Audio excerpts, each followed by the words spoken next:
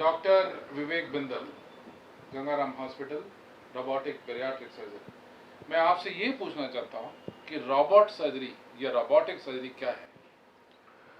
Robotic surgery एक latest तरीका है कोई भी ऑपरेशन करने का। रोबोट एक सबसे आधुनिक यंत्र है जिससे बहुत ही प्रिसाइज यानी सटीक ऑपरेशन होते हैं। ये एक स्पेशल मशीन है जो नासा और यूएस आर्मी ने डेवलप की थी, और अब हम सारे डॉक्टर्स के पास कुछ चुनिंदा हॉस्पिटल्स में अवेलेबल है, जिससे हम मरीज़ के पेट के, छाती के, मुंह के, हर टाइप के ऑपरेशन कर सकते हैं।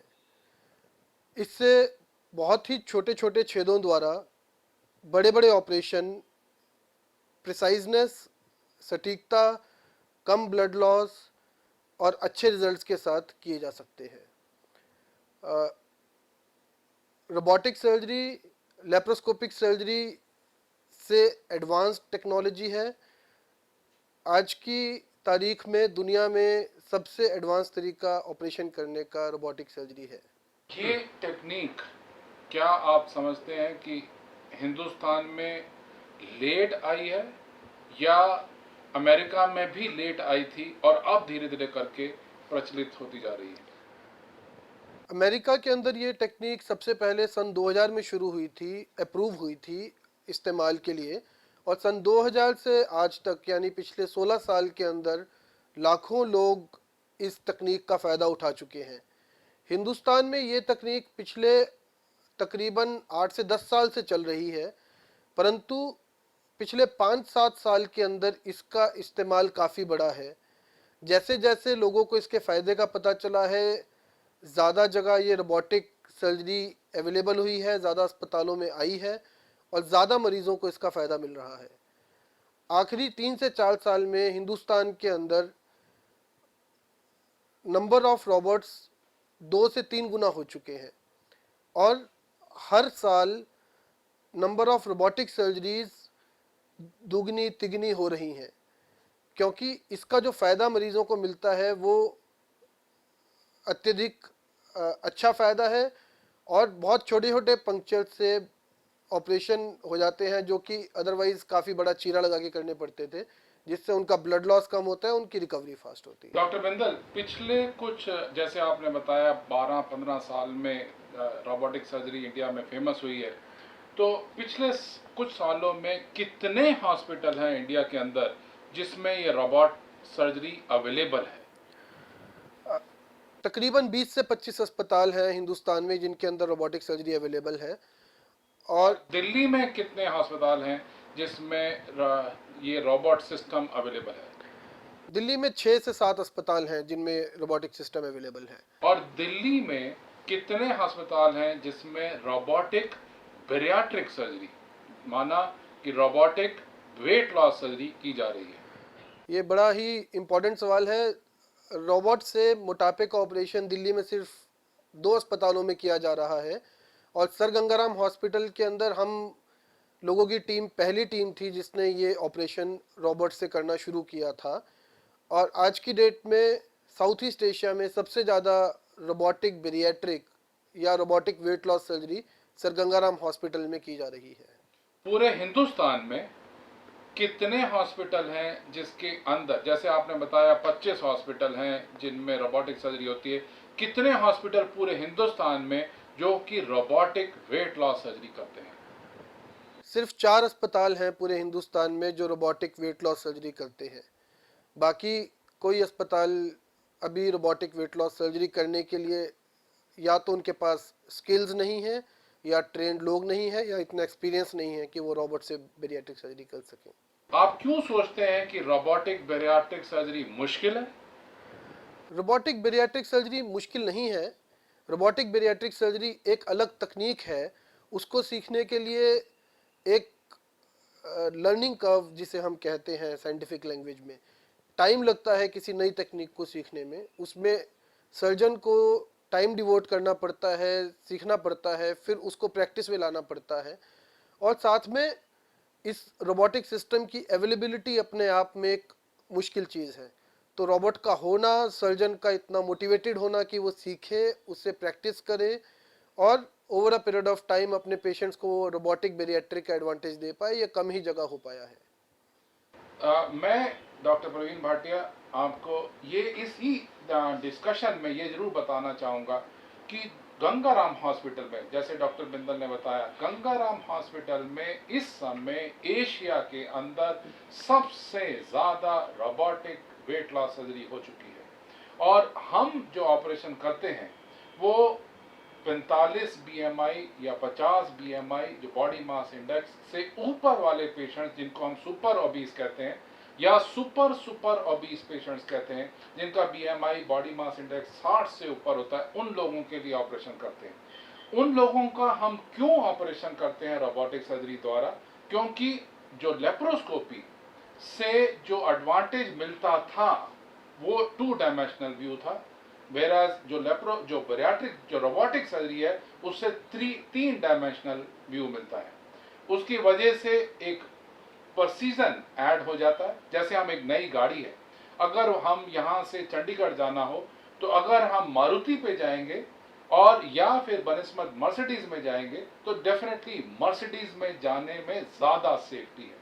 सिमिलरली जब रोबोटिक सर्जरी के द्वारा हम ऐसे पेशेंट्स में हाईवे पे जाते हैं तो जहाँ सेफ्टी का सवाल है रोबोटिक सर्जरी में ज़्यादा होती है। इसलिए हमारे यहाँ पे गंगाराम हॉस्पिटल में सबसे ज़्यादा इम्पॉर्टेंट है और इसीलिए हम इतने ज़्यादा पेशेंट्स के ऑपरेशन कर पा रहे हैं कि जो ये वाली ब्रैकेट है जिसमें सर्जन को रिजिड इंस्ट्रूमेंट होने की वजह से मुश्किलें होती थी, सूचरिंग टाँका लगाने में मुश्किल होती थी, बट रोबोटिक सिस्टम होने की वजह से, प्रिसीजन होने की वजह से, 3 डायमेंशन होने की वजह से, स्टेबल प्लेटफॉर्म होने की वजह से हमें टाँके लगाने में डेफिनेटली आसानी हो जाती है।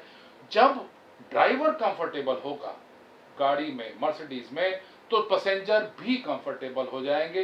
तो मरीज को भी फायदा तभी होगा जब ड्राइवर कंफर्टेबल है। तो इसीलिए हम इस अस्पताल में काफी ज्यादा एग्रेसिव हैं इस ऑपरेशन को करने के लिए और इसीलिए इतने अच्छे रिजल्ट दे पा रहे हैं। डॉक्टर बिंदल, जब हम सुपर ओबीस पेशेंट्स का ऑपरेशन करते हैं तो यूजुअली नॉर्मली कितने दिन के लिए मरीज को अस्पताल में रहना पड़ता है? सुपर ओबिसिटी मतलब मोटापा जब इस हद तक बढ़ चुका है जब वो शरीर के आइडियल बॉडी वेट से 2 गुने से ज़्यादा हो चुका है, बॉडी मास इंडेक्स 50 से ज़्यादा हो चुका है। ऐसे मरीज़ बहुत फ्राइबल होते हैं, बहुत ही नाजुक होते हैं। इनको कई सारी बीमारियां साथ में ज़्यादातर होती हैं, जैसे डायबिटीज़, ब्लड प्रेशर, इनके सांस लेने में दिक्कत, स्लीप एपनिया। तो इन सारी बीमारियों के चलते इन्हें ज़्यादातर अगर बेरियाट्रिक ऑपरेशन करना हो तो 4 से 5 दिन अस्पताल में रहना पड़ता है। और जब हम इन पेशेंट्स के अंदर रोबोटिक सर्जरी से ऑपरेशन करते हैं तो हमें कई सारे एडवांटेजेस मिलते हैं। जैसे डॉक्टर भाटिया ने बताया, रोबोटिक सर्जरी में हमें 3 डायमेंशनल व्यू मिलता है, हमें एक स्टेबल प्लेटफॉर्म मिलता है, बहुत ही छोटी सी जगह, क्योंकि इनके पेट में बहुत फैट होता है, बहुत बड़ा लीवर होता है, बहुत ही छोटी सी जगह होती है जिसमें हम ऑपरेशन कर सकते हैं। उस छोटी सी जगह के अंदर रोबोटिक आर्म्स के जरिए एक बहुत सटीक ऑपरेशन करते हैं जिसमें ब्लड लॉस बहुत कम होता है।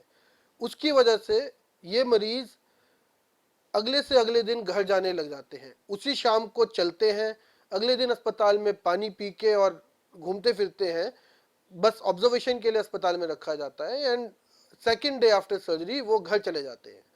तो उससे उनका जो एक कॉन्फिडेंस है, जो उनका आउटकम है, वो बहुत बेहतर हो जाता है। ज्यादातर मरीज हम सबसे पूछते हैं कि क्या ये रोबोटिक सर्जरी रिस्की है, और इसका आंसर सिंपल है। मैं हमेशा मरीजों से ही पूछता हूं, क्या दिल्ली से चंडीगढ़ जाना रिस्की है हाईवे पे या नहीं है? चाहे वो हम मर्सिडीज कार में जा रहे हों या हम मारुति कार में जा रहे हों, रिस्क रिडक्शन किस में ज़्यादा है? तो हमारी परिभाषा रिस्क की ये है कि हम इस ऑपरेशन से पहले काफ़ी हद तक इन्वेस्टिगेशन कराते हैं, और इन्वेस्टिगेशन सब ब्लड की, x-ray, ECG, echo, sleep study, endoscopy, ये सब सारे टेस्ट कराते हैं। जब रिस्क रिडक्शन हो जाती है, जब हम सारी डॉक्टर्स के डिपार्टमेंट से, सब जगह से कंसल्टेशन ले लेते हैं और जब हम समझते हैं कि अब पेशेंट को रिस्क नहीं है, तभी हम पेशेंट को ऑपरेशन के लिए लेते हैं। अगर हमें ज़रा भी शक होता है कि यह रिस्की है तो हम उसको ऑपरेशन के लिए नहीं रखते हैं। और जब ये ऑपरेशन करते हैं, क्योंकि हमने पहले से ही ये स्ट्रेटेजी बना ली कि हम रिस्क रिडक्शन करेंगे, एंडोस्कोपी कराएंगे, सब कुछ इन्वेस्टिगेशन करा के ऑपरेशन करेंगे, तो जैसे डॉक्टर बिंदल ने बताया, फिर ऑपरेशन से एक दिन पहले दाखिल करेंगे, 2 दिन के बाद पेशेंट अपना चलना फिरना शुरू करते हैं और 3 हफ्ते तक, ऑपरेशन के 3 हफ्ते तक हम लिक्विड डाइट देते हैं और लिक्विड डाइट देने के बाद फिर उसको सेमी सॉलिड और सॉलिड शुरू करते हैं। पहले हफ्ते में मरीज का अप्रॉक्सीमेटली 7 से 8 किलो वजन कम हो जाता है। अगले 2 हफ्ते में अगेन 5 से 6 किलो और 2-3 किलो हर हफ्ते में वेट लॉस होता चला जाता है और 6 महीने में 70% जो एक्सेस था बॉडी का, वो वेट लॉस हो जाता है और एक नई जिंदगी मिल जाती है। इस पूरी परिक्रिया को हम बैरियाट्रिक सर्जरी कहें या मेटाबॉलिक सर्जरी कहें या बॉडी इमेज सर्जरी कहें, इसको हम नए शब्दों के द्वारा शो करते हैं कि this is a body image surgery, कि इसकी वजह से जो अपने अंदर जो कॉन्फिडेंस है, जो मरीज को जो अपनी इमेज नजर आती है, वो सब चेंज हो जाती है, जो कॉन्फिडेंस मनोबल बढ़ जाता है, उसकी वजह से रिकवरी और रिजल्ट बेटर आता है। डॉक्टर बिंदल, जब हम ये बैरियाट्रिक सर्जरी करते हैं तो आपके विचार में बाकी सारी बीमारियों में क्या फायदा होता है, जिसकी वजह से मरीज को वेट लॉस तो होता ही होता है, वेट लॉस तो होता ही होता है, मगर साथ में और कौन कौन सी बीमारियां हैं जिससे समाधान मिल जाता है, जिससे निजात मिल जाती है? ये एक बहुत ही इम्पोर्टेंट सवाल है। बैरियाट्रिक सर्जरी से वेट लॉस सिर्फ एक छोटा सा आउटकम है। उसका मेजर आउटकम आज की तारीख में उन मरीजों के लिए है जिनको डायबिटीज़ है, जिनको ब्लड प्रेशर है, जिनको स्लीप एपनिया है। इन मरीजों की डायबिटीज़ ठीक हो जाती है। जो मरीज 100 यूनिट इंसुलिन हर रोज लेकर भी अपनी शुगर 300-400 लेकर घूमते थे, उन मरीजों की बिना इंसुलिन के, बिना किसी दवाई के बैरियाट्रिक सर्जरी के बाद शुगर नॉर्मलाइज हो जाती है। और ये करिश्मे की तरह है। इसको लेकर सारी दवाई की कंपनियां आज की डेट में रिसर्च कर रही हैं कि ऐसा क्या है जो बैरियाट्रिक सर्जरी के बाद होता है जिससे डायबिटीज़ ठीक हो जाती है, परंतु अभी तक कोई ऐसी दवाइयां नहीं बन पाई जो डायबिटीज़ को क्योर कर दें। बैरियाट्रिक सर्जरी ही एक माध्यम है जिससे एक आदमी डायबिटीज़ जैसी क्रॉनिक बीमारी से निजात पा सकता है जो शरीर को अंदर ही अंदर से खा जाती है। उसके अलावा ब्लड प्रेशर की बीमारी 70% लोगों में बैरियाट्रिक सर्जरी के बाद ख़त्म हो जाती है और बाकी 30% लोगों में ब्लड प्रेशर की दवाइयाँ जो है वो बहुत कम हो जाती हैं। तो ब्लड प्रेशर में इम्प्रूवमेंट होता है। स्लीप एपनिया, खर्राटे जो आते हैं वो ठीक हो जाते हैं। रात को सोने की दिक्कत ठीक हो जाती है, नींद बेहतर हो जाती है, माइग्रेन ठीक हो जाता है। लोग, क्योंकि जब वजन बढ़ता है तो हमारे घुटनों पे जोर पड़ता है, हमारी कमर पे जोर पड़ता है, तो जो घुटनों में दर्द होता है, कमर में दर्द होता है, इन सारी बीमारियों से लोग बहुत परेशान होते हैं और जैसे वजन कम होता है उससे ये चीज़ें भी ठीक हो जाती हैं। जिनको नी रिप्लेसमेंट एडवाइज होता है घुटनों की आर्थराइटिस की वजह से, उनके घुटने वापस से ठीक होना शुरू हो जाते हैं और उन्हें नी रिप्लेसमेंट की ज़रूरत भी नहीं पड़ती। जो यंग लेडीज़ हैं जिनकी शादी हो चुकी है लेकिन बच्चे नहीं हो रहे हैं, इनफर्टिलिटी की शिकार हैं, उन लेडीज़ का इनफर्टिलिटी की प्रॉब्लम ठीक हो जाती है इस ऑपरेशन के बाद। क्योंकि जब वेट लॉस होता है तो हमारी बॉडी में हार्मोनल चेंजेस होते हैं, उसकी वजह से फर्टिलिटी बढ़ जाती है। और हमारे पास इतनी सारी ऐसी महिलाएं हैं जिन्होंने ये ऑपरेशन कराया, उसके बाद उनके बेबीज़ हुए, जबकि पहले वो आईवीएफ करा करा के दुखी थी और उनके बेबीज़ नहीं हो रहे थे। तो ये बहुत सारे हेल्थ बेनिफिट्स हैं और ये अब स्टडीज़ में प्रूवन है कि overall life expectancy bariatric surgery के बाद 5 से 10 साल बढ़ जाती है। डॉक्टर बिंदल, जो अस्पताल जिनमें रोबोटिक सिस्टम 10 करोड़ की मशीन नहीं है, वो हमेशा हम सर्जन्स को ये ब्लेम करते हैं या ये कहते हैं कि ये तो गिमिक है, और इस गिमिक की वजह से आप मरीज ले पा रहे हैं और ऑपरेशन कर पा रहे हैं। क्या ये सच में गिमिक है, या जो हमारे अस्पताल में सर गंगाराम हॉस्पिटल में, चाहे वो अमेरिका से, चाहे वो कनाडा से, चाहे वो ऑस्ट्रेलिया से, यूके से, कीनिया से, नायरोबी से, इतने सारे पेशेंट्स आते हैं, मरीज इतने सारे आते हैं और वो अपनी रोबोटिक सर्जरी यहाँ कराना चाहते हैं, चाहे वो गैस्ट्रिक बाईपास हो, चाहे वो रोबोटिक स्लीव गैस्ट्रेक्टमी हो, वो इसी गिमिक की वजह से आते हैं या इनका हम कुछ एक्स्ट्रा फायदा कर पाते हैं, इसकी वजह से हमारे पास गंगाराम हॉस्पिटल में आते हैं। ये एक बहुत ही टेक्निकल और अच्छा सवाल है। अ, इसके बारे में बहुत सारी रिसर्च दुनिया भर में हो रखी है। रोबोटिक सर्जरी से मोटापे का ऑपरेशन वर्सेस लेप्रोस्कोपिक सर्जरी से मोटापे का ऑपरेशन, दोनों में आउटकम्स में क्या फ़र्क है। इसमें पब्लिश लिटरेचर के अंदर रोबोटिक सर्जरी से जब हम मोटापे का ऑपरेशन करते हैं तो कॉम्प्लिकेशन रेट कम पाई गई है as compared to laparoscopic surgery. जब भी हम मोटापे का ऑपरेशन करते हैं उसमें 2 या 3 मेजर कॉम्प्लिकेशंस हैं जिससे हम डरते हैं। एक को कहते हैं गैस्ट्रिक लीक, अगर हम कहीं पर ऑपरेशन करें और वहाँ से स्टेपल लाइन से लीक हो। दूसरा होता है ब्लीडिंग, स्टेपल लाइन से ब्लीडिंग। तीसरा होता है स्टोमा अल्सरेशन या स्टोमा स्टेनोसिस, जब हम गैस्ट्रिक बाईपास करते हैं तो जो हम आंतों को स्टमक से जोड़ते हैं वहाँ पर नैरोइंग हो जाती है स्टोमा की। ये तीनों चीज़ें, ये तीनों कॉम्प्लिकेशंस रोबोटिक सर्जरी के बाद कम पाई गई हैं बनिस्बत लेप्रोस्कोपिक सर्जरी। हमारे अपने एक्सपीरियंस में हमने अपनी स्टडी यहाँ गंगाराम में की है, robot assisted sleeve gastrectomy morbidly obese patients में और सुपर ओबीज पेशेंट्स में, robotic surgery versus laparoscopic surgery, इन सबको हमने कंपेयर करके और इंटरनेशनल जर्नल्स में पब्लिश किया है। और हमने ये पाया है कि रोबोटिक सर्जरी के बाद complication rate, major complication rate is almost 0%, जबकि लेप्रोस्कोपी में इसका 0.5 to 1% रिस्क रहता है।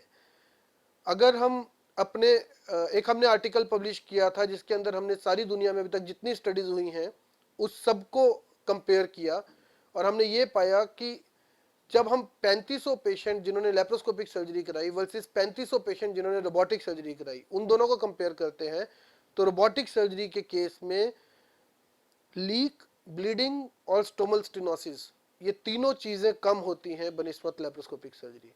इसलिए रोबोटिक सर्जरी गिमिक नहीं है, रोबोटिक सर्जरी एक एडवांसमेंट है टेक्नोलॉजी में। जब भी कोई नई टेक्नोलॉजी आती है तो लोग उसके खिलाफ होते हैं। जब मोबाइल फ़ोन भी आए थे तो लोग बोलते थे कि ये लैंडलाइन ही चलेगी, मोबाइल तो नहीं चलेंगे। जब सीडी आई थी तो लोग अपनी कैसेट नहीं छोड़ना चाहते थे। जब एरोप्लेन आए थे तो लोग बोलते थे हवा में कौन उड़ेगा, सारे मर जाएंगे। ऐसे ही रोबोटिक सर्जरी है, ये एक एडवांसमेंट है और ये यहाँ पर हमेशा के लिए रहेगी और आगे एडवांस होती जाएगी। जो इन दिनों में पिछले 4-5 सालों में गंगाराम हॉस्पिटल में institute of minimal access metabolic और बेरियाट्रिक सर्जरी डिपार्टमेंट ने जो बेरियाट्रिक सर्जरी करी, रोबोटिक सर्जरी करी, इसके सक्सेस स्टोरीज क्या हैं जो कि हम बता सकते हैं। जैसे कि मैं एक एग्जांपल देता हूँ, एक मिस्टर जसकीरत हैं जो ऑपरेशन के 4 महीने के बाद इतनी एक्सरसाइज करते रहे और इतनी उन्होंने दौड़ लगाई कि अल्टीमेटली वो मैराथन रेस में उन्होंने पार्टिसिपेट किया और 2 घंटे 13 मिनट में मैराथन रन जीता।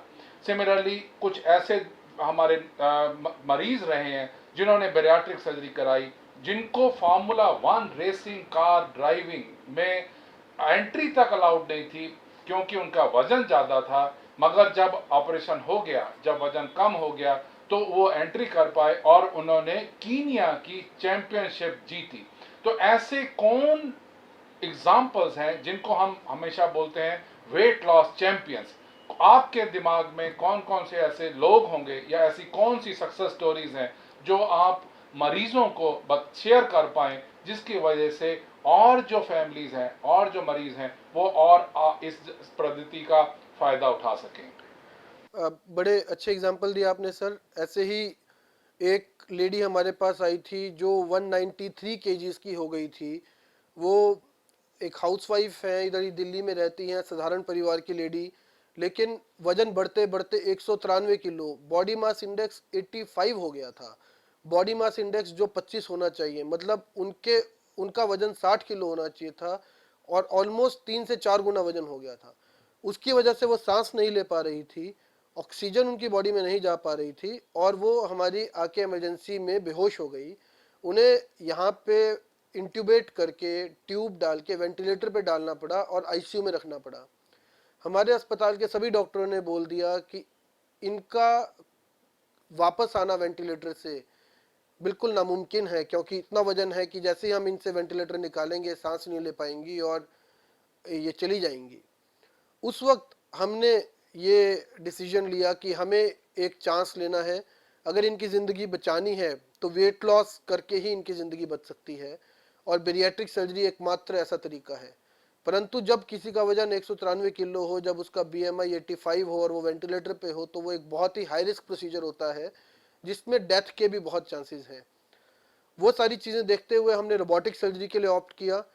रोबोटिक सर्जरी इस केस के अंदर हमें बहुत सारे एडवांटेजेस देती है, हमें इतने फ़ायदे देती है। हमें वो 3 डायमेंशनल विजन देती है, हमें एक बहुत छोटे से एरिया में, क्योंकि लिवर बहुत बड़ा होता है, फैट बहुत ज़्यादा होता है, उतने छोटे से एरिया में एक बिल्कुल सटीक ऑपरेशन करके आना है जिसमें कोई भी दिक्कत ना आए। वो ऑपरेशन करने के लिए हमें वो एनेबल करती है। हमने उनका रोबोटिक बेरियाट्रिक सर्जरी किया, सन 2012 की बात है, और उस ऑपरेशन के बाद 5वें दिन वो वेंटिलेटर से बाहर आई और 10वें दिन वो अस्पताल से डिस्चार्ज हो गई, चलते हुए अपने घर गई। और आज की डेट में उनका वजन 81 किलो है, उनका 110 किलो वजन कम हो चुका है, चल फिर रही हैं, भाग दौड़ रही हैं, अपना सारा काम कर रही हैं, सारे परिवार को संभाल रही हैं। उनको देख के हम सबको मोटिवेशन मिलती है कि इतना अच्छा अगर किसी का आप ज़िंदगी बदल सकते हो, आप किसी की ज़िंदगी बचा सकते हो रॉबोट जैसी चीज़ को यूज़ करके, गंगाराम की सारी टीम को यूज़ करके, तो उससे बड़ा वरदान कोई नहीं हो सकता। डॉक्टर बिंदल, क्या ये आप सोचते हैं कि ये सर्जरी रॉबर्ट के नाम लिख दी जाए, या डॉक्टर भाटिया के नाम, या डॉक्टर बिंदल के नाम, या ये एक पूरी टीम के नाम लिखी जाए जिससे टीम का एफर्ट होता है और अल्टीमेटली मरीज को बेनिफिट मिलता है? डेफिनेटली ये पूरी टीम का काम है।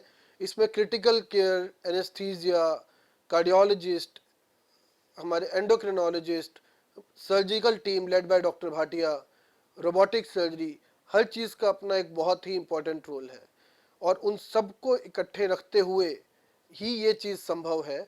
और साथ में उस फैमिली का विश्वास डॉक्टर्स के ऊपर और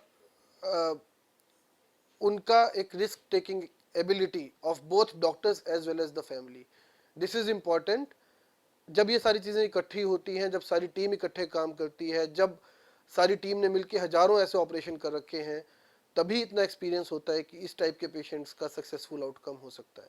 ज़्यादातर मरीज जो हमारे पास रोबोटिक बैरियाट्रिक सर्जरी कराने आते हैं वो सिर्फ एक ही क्वेश्चन पूछते हैं, डॉक्टर साहब बेस्ट टेक्निक वर्ल्ड के अंदर क्या है? तो हम हमेशा एक ही आंसर देते हैं, बेस्ट वर्ल्ड के अंदर रोबोटिक है, रोबोटिक बैरियाट्रिक है, मगर इसके साथ कॉस्ट इन्वॉल्व है। कोई भी चीज़ अगर वो बेस्ट होगी तो वो सस्ती नहीं हो सकती। क्यों? क्योंकि 10 करोड़ रुपए की अगर मशीन है और अगर अस्पताल ने मशीन की कॉस्ट के बारे में नहीं सोचा, मगर सिर्फ डिस्पोजेबल जो इंस्ट्रूमेंट्स यूज होते हैं सिर्फ उसका चार्ज अगर पेशेंट से करते हैं और वो कोई अप्रॉक्सीमेटली 1.5 लाख रुपए अगर एक्स्ट्रा आता है तो वो कॉस्ट डिफरेंस नहीं है। तो मरीजों को अगर लेप्रोस्कोपिक सर्जरी करते हैं तो 3 से 3.5 लाख रुपए का खर्चा आता है, मगर अगर हम रोबोटिक सर्जरी करते हैं तो 5 से 5.5 लाख रुपए के करीब खर्चा आता है, जिसमें सारी चीज़ें इंक्लूडेड होती हैं। तो उसकी वजह से पेशेंट रिस्क डेफिनेटली कम हो जाता है, सेफ्टी बढ़ जाती है, रिजल्ट्स बेटर आते हैं, रिकवरी फास्ट होती है। ये सब एडवांटेजेस हैं रोबोटिक सर्जरी करने का। इसीलिए गंगाराम हॉस्पिटल का वर्ल्ड मैप पे नाम आ चुका है, specially robotic weight loss surgery या रोबोटिक बैरियाट्रिक सर्जरी के लिए। Thank you very much.